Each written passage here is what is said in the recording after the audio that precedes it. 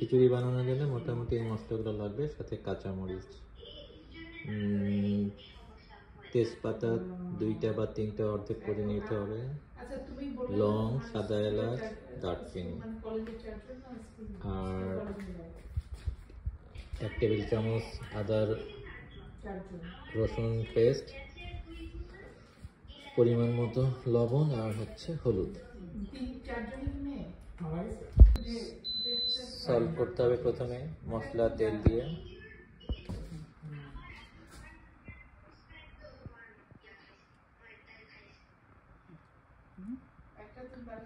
ওকে, না, তেল গরম হলে এই মশলাগুলো দিতে হবে।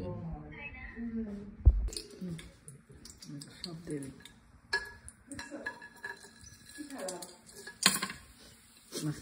সাউন্ডটা হচ্ছে ওই পানি থাকার কারণে সব দিয়ে দিলাম না। হ্যাঁ, দিই না, এখানে স্টিয়ার করতে হবে মশলা। এরপরে পেঁয়াজ আর কাঁচামরিচ দিয়ে দিই। কাঁচামরিচ আর পেঁয়াজ যাতে স্টিয়ার করা হচ্ছে।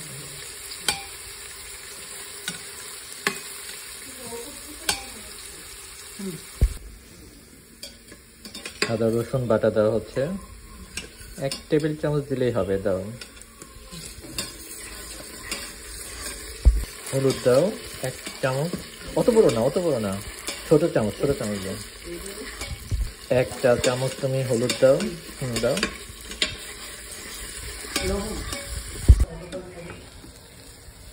কি বলে, ভালো করে নাড়তে হবে, চালটা ভাজতে হবে অ্যাকচুয়ালি। কম দিতে হবে। আমি সাধারণত এখানে 4 চামচ, অল্প করে 4 চা চামচ লবণ দিব।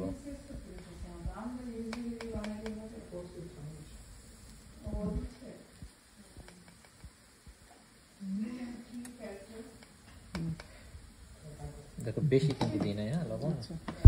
আমরা যেহেতু ইনস্টাপটে রান্না করছি, 5 কাপ চাল 2 কাপ ডাল আছে, 7 কাপ পানি দিব। হ্যাঁ, পানি দাও।